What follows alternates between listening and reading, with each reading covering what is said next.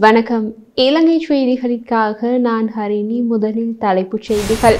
இலங்கை தமிழ் மக்களின் பிரச்சினையை தமிழக முதல்வரிடம் பேச பயமாக உள்ளதா என சாணக்கியனின் செயலுக்கு பதிலடி கொடுத்த யாழ் மாவட்ட மீனவ சங்கங்கள் சம்மேளனத்தின் உபதலைவர். இனிவரும் காலங்களில் நடைபெறும் தேர்தல்கள் அனுர அரசுக்கு எதிரானதாக அமையும் என எச்சரிக்கை விடுத்துள்ள நாமல் ராஜபக்ஷ. ஜனாதிபதி தேர்தலில் வெற்றி பெற்ற ஜனாதிபதி அனுரகுமாரவை விட தோல்வியடைந்த வேட்பாளர்கள் அதிக பணம் செலவு செய்துள்ளதாக பரபரப்பான தகவல் கசிவு. இனி விரிவான செய்திகள். தமிழக முதலமைச்சர் மு.க. ஸ்டாலினை சந்தித்து இலங்கை நாடாளுமன்ற உறுப்பினர்களான செல்வம் அடைக்கலநாதன், சாணக்கியன், முன்னாள் நாடாளுமன்ற உறுப்பினர்களாகிய எம்.ஏ. சுமந்திரன் ஆகியோர் புகைப்படம் எடுத்துள்ளனர். இந்த சம்பவத்திற்கு கருத்து கூறியுள்ளார் யாழ் மாவட்ட மீனவ சங்கங்களின் சம்மேளனத்தின் உபதலைவர் திரு ரட்னகுமார். அவர் தெரிவித்த போது, இலங்கை மீனவர்களது பிரச்சினைகள் தொடர்பில் பேசாமல் முதலமைச்சருடன் சிரித்து கொண்டு செல்ஃபி எடுத்தமை வருத்தம் அளிக்கின்றது. இலங்கை மீனவர்களது பிரச்சினைகள் இப்போது வரையிலும் தொடர்கதையாகவே உள்ளது. இலங்கை மீனவர்களின் வலைகள் மற்றும் தொழில் முதல்கள் இந்திய இழுவை படகுகளால் அளிக்கப்படுகின்றன. தமிழக முதலமைச்சர் மு.க. ஸ்டாலின் இந்திய மீனவர்கள் வாழ்வாதாரத்துக்காக மீன்பிடியில் ஈடுபடும் போது இலங்கை கடற்படை கைது செய்ததாக குறிப்பிட்டுள்ளார். இவ்வாறு கருத்து பிழையானது என்று கூற சாணக்கியன் முதலமைச்சரிடம் சுட்டிக்காட்டவில்லை. 2024 ஆண்டின் நடுப்பகுதியில் நாடாளுமன்ற உறுப்பினர் சாணக்கியனும் முன்னாள் நாடாளுமன்ற உறுப்பினர் ஒருவரும் சேருவானம் விட்டது போல இந்திய இழுவைமடி தொழிலுக்கு எதிர்ப்பு தெரிவித்து முல்லைத்தீவு பகுதியிலிருந்து யாழ்ப்பாணம் பருத்தித்துறை நோக்கி ஒரு போராட்டத்தை முன்னெடுத்தனர். மக்களுக்காக இந்த போராட்டத்தை செய்கின்றார்கள். அது வரவேற்கத்தக்க விடயம் என்று அப்போது நாங்களும் சந்தோஷப்பட்டோம். ஆனால் நேற்று முதலமைச்சருடன் அவர்கள் சிரித்து கொண்டு செல்ஃபி எடுத்ததை பார்க்கும் போது இலங்கை மீனவர்களது விடயம் நினைவில் கூட இல்லை என்பது போலதான் எமக்கு தெரிகிறது. இந்த நிகழ்வுக்கு கடற்றொழில் அமைச்சரின் தலைமையில் தான் இந்த குழு சென்றதாக அறிய முடிகிறது. அதிலும் சிலருக்கு அழைப்பு விடுத்தும் சிலருக்கு அழைப்பு விடுக்காமலும் அந்த நிகழ்வுக்கு சென்றிருந்தனர். அங்கு சென்று கடற்றொழில் அமைச்சர் கூட மீனவர் பிரச்சினை தொடர்பில் பேசியதாக ஊடகங்களில் செய்திகள் அவையும் வெளிவரவில்லை. எங்களது மக்களின் வளங்களை அளித்தவர்கள்தான் முதலமைச்சர் ஸ்டாலினின் மக்கள். அவருடன் செல்ஃபி எடுக்க துணிந்த நீங்கள் அவர்களது காதிலாவது ஒரு தடவை சொல்லி இருக்கலாமே. இலங்கை மீனவர்களது பிரச்சினையை முதலமைச்சர் ஸ்டாலினிடம் சொல்வதற்கு உங்களுக்கு பயம் இருக்கலாம். ஏனெனில் உங்களில் சிலருக்கு இந்தியாவில் வீடுகள், நிலங்கள் இருக்கலாம்.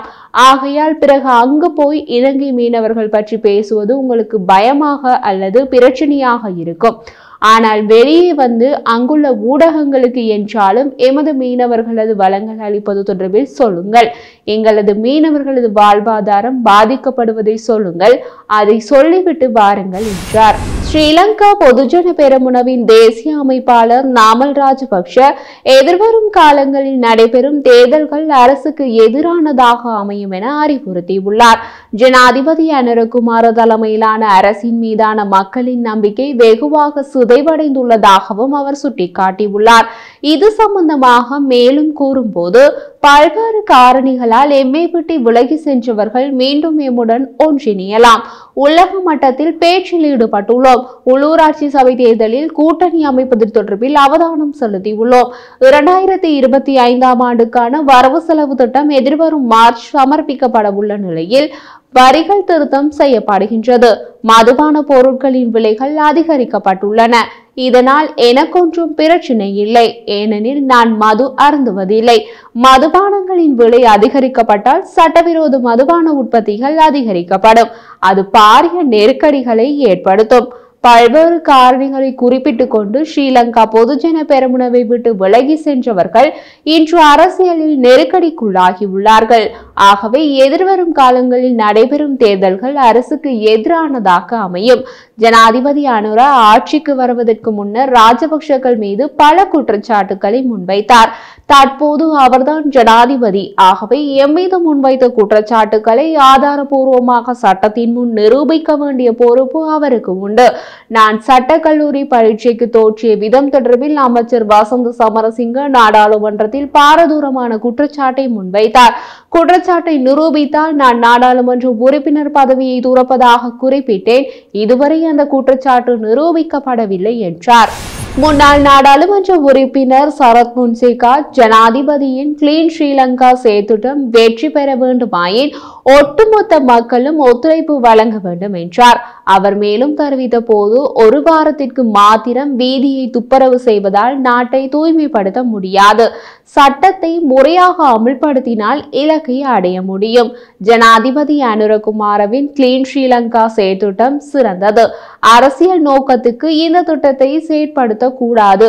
நாடு என்ற ரீதியில் முன்னேற்றம் அடைய வேண்டுமாயின் மக்கள் மத்தியிலிருந்து புதிய மாற்றங்கள் தோற்றம் பெற வேண்டும். சிங்கப்பூர் நாட்டில் கிளீன் செயற்திட்டம் ஆரம்பமான போது அரசாங்கத்திற்கு அந்த நாட்டு மக்கள் ஒத்துழைப்பு வழங்கினார்கள் என்று கூறியுள்ளார். பொது பாதுகாப்பு மற்றும் நாடாளுமன்ற விவகார அமைச்சர் ஆனந்த விஜயபால மாகாண மட்டத்திலான குற்றவியல் விசாரணை பிரிவுகளை நிறுவுவதற்கு நடவடிக்கை எடுக்கப்பட்டுள்ளதாக கூறியுள்ளார். இலங்கை முழுவதும் தற்போதுள்ள போலீஸ் நிலையங்களுக்கு மேலதிகமாக மாகாண மட்டத்திலான குற்றவியல் விசாரணை பிரிவுகளை நிறுவது குறித்து அவர் கவனம் செலுத்தப்படுகிறது. இதன் முதற்கட்டமாக ஏற்கனவே தென் மாகாணத்தில் குற்றவியல் விசாரணை பிரிவு நிறுவப்பட்டுள்ளது. இவ்வாறு குற்றவியல் விசாரணை பிரிவுகள் மாகாண ரீதியில் நிறுவப்படுவதற்கு காரணம், விசாரணைகள் முன்னெடுக்கப்படுவதை முறையாக விரைவுபடுத்துவதே நோக்கமாகும். தற்போதைய நிலையில் முக்கிய சில விசாரணைகள் போலீஸ் மா அதிபரின் நேரடி மேற்பார்வையின் கீழ் முன்னெடுக்கப்பட்டு வருகிறது என்றார். இதற்கு முன்னர் சீன கூட்டுத்தாபனங்களில் இருந்து லஞ்சம் பெற்றவர்களின் பெயர்களை குறிப்பிடுமாறு தமிழ் முற்போக்கு கூட்டணியின் தலைவர் மனோ கணேசன் இந்த வார சீன விஜயத்தின் போது ஜனாதிபதி இனி இலங்கையில் இடைத்தரகர்களுக்கு லஞ்சம் கொடுக்க வேண்டியதில்லை என சீன நிறுவனங்களுக்கு அறிவிக்க உள்ளதாக மக்கள் விடுதலை முன்னணி ஜேவிபி உறுப்பினர்களிடையே பேச்சு அடிபடுவதாக நாடாளுமன்ற உறுப்பினர் மனோ கணேசன் தெரிவித்தார். ஊழலை ஒழிப்பதாக ஜனாதிபதி அனுர கூறிய இந்த நடவடிக்கையை வரவேற்பதாக கூறும் நாடாளுமன்ற உறுப்பினர் மனோ கணேசன் மேலும் கூறிய போது, ஆனால் இங்கே ஒரு கேள்வி எழுகிறது. கடந்த காலங்களில் இவ்வாறான கொடுப்பனவுகளை பெற்ற இடைத்தரகர்களின் பெயர்களை மேலும் தாமதிக்காமல் ஜனாதிபதி குறிப்பிடுவது முக்கியமானது என வலியுறுத்தினார். தேசிய மக்கள் சக்தி என்பிபியின் பிரச்சாரத்தின் போது வாக்குறுதி அளித்தபடி இலங்கையில் ஊழலை முடிவுக்கு கொண்டு வருவதற்கு இது பெரும் பங்களிக்கும் என்று அவர் சுட்டிக்காட்டியுள்ளார். இலங்கை தொலைத்தொடர்பு ஒழுங்குமுறை ஆணைக்குழு TRCSL தொலைத்தொடர்பு சேவை வழங்குநர்கள் தங்கள் பொதிகளுக்கான கட்டணங்களை அதிகரிப்பது குறித்து சமூக ஊடகங்களில் வரும் செய்திகளை இன்று மறுத்துள்ளது.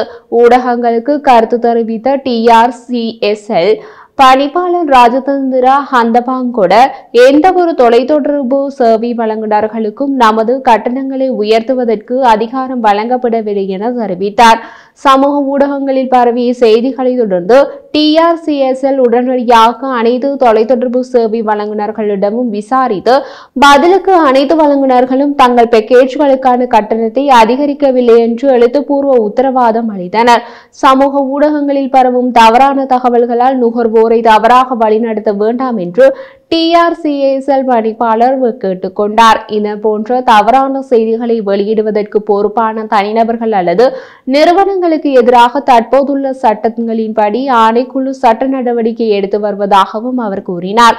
மேலும் சேவை வழங்குநர்களால் அங்கீகரிக்கப்படாத பொதிகளின் விலை அதிகரிப்புக்கான ஆதாரங்கள் ஏதேனும் இருந்தால் ஆணையத்திற்கு தெரிவிக்குமாறு பணிப்பாளர் நுகர்வோரை கேட்டுக்கொண்டார். பண்டாரநாயக்க சர்வதேச விமான நிலையத்தில் 6 மில்லியன் ரூபாய் பெறுமதியான வெளிநாட்டு சிகரெட்டுகளை கடத்திய குற்றச்சாட்டில் 32 வயதான பெண் ஒருவர் போலீஸ் போதைப்பொருள் தடுப்பு பிரிவின் அதிகாரிகளினால் கைது செய்யப்பட்டுள்ளார்.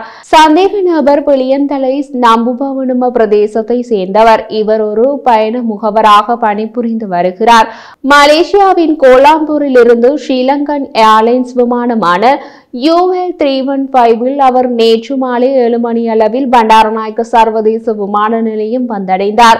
அந்த பெண் 455 சிகரெட்டுகளை 2 பைகளில் மறைத்து வைத்திருந்தது அதிகாரிகளால் கண்டுபிடிக்கப்பட்டது.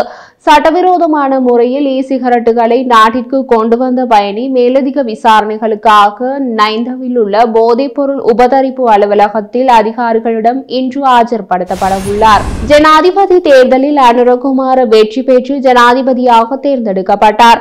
ஆனால் வெற்றி பெற்ற அவரை விட தோல்வியடைந்த வேட்பாளர்கள் போக்குவரத்துக்கு அதிக பணம் செலவு செய்தது தெரிய வந்துள்ளது. இலங்கை விமானப்படை 2024 தேர்தல் பிரச்சாரத்தின் போது ஜனாதிபதி வேட்பாளர்களுக்கு விமான போக்குவரத்து சேவைகளை வழங்கியதன் மூலம் 56 மில்லியன் ரூபாய் பணம் பெற்றுள்ளது. ஆகஸ்ட் 15, 2024 அன்று வேட்புமனு தாக்கல் தொடங்கி செப்டம்பர் 18, 2024 அன்று தேர்தல் பிரச்சாரங்கள் முடிவடையும் வரை 34 நாட்களில் விமான சேவைகள் வழங்கப்பட்டன. விமானப்படை சம்பாதித்த கணக்கை பாருங்கள். முன்னாள் ஜனாதிபதி ரணில் விக்ரமசிங்க பயன்படுத்திய 23 வாகனங்களுக்கு கட்டணம் 29.9 மில்லியன் ரூபாய். எதிர்க்கட்சி தலைவர் சஜித் பிரேமதாசவுக்கு 11 விமானங்களுக்கு 20.75 மில்லியன் ரூபாய். SLPP வேட்பாளர் நாமல் ராஜபக்ஷவுக்கு 2 விமானங்களில் இருந்து 1.44 மில்லியன் ரூபாய். முன்னாள் ஜனாதிபதி மஹிந்த ராஜபக்ஷ 2 விமானங்களை பயன்படுத்தியதன் மூலம் ரூபாய் 2.68 மில்லியன் ரூபாய். முன்னாள் பிரதமர் தினேஷ் குணவர்தன ஒரு விமானத்திற்கு 1.24 மில்லியன் ரூபாய்.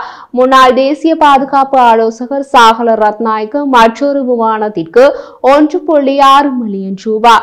தகவல் அறியும் உரிமை RTGI கோரிக்கைக்கு பதிலளிக்கும் வகையில் இந்த தகவல் வழங்கப்பட்டது. எவ்வாறாயினும் NPP வேட்பாளரும் ஜனாதிபதியுமான அனுரகுமார பிரச்சாரத்தின் போது எந்தவொரு விமானத்தையும் பயன்படுத்தவில்லை. ஜனாதிபதி தேர்தலின் போது ஜனாதிபதி வேட்பாளர் மற்றும் அவர்கள் விமானங்களை பயன்படுத்தியமை ஊடகங்களில் முன்னிலைப்படுத்தப்பட்டதுடன் அரச நிதியும் வழங்கலும் பிரச்சார நடவடிக்கைகளுக்காக பயன்படுத்தப்பட்டதாக பலர் ஊகித்தனர். முன்னதாக கோரிக்கைகளுக்கு பதிலளிக்கும் வகையில் நிலையான நடைமுறைகளை பின்பற்றி கட்டண அடிப்படையில் விண்ணப்பதாரர்களுக்கு விமானங்கள் வழங்கப்பட்டன என்று இலங்கை விமானப்படை தெரிவித்துள்ளது.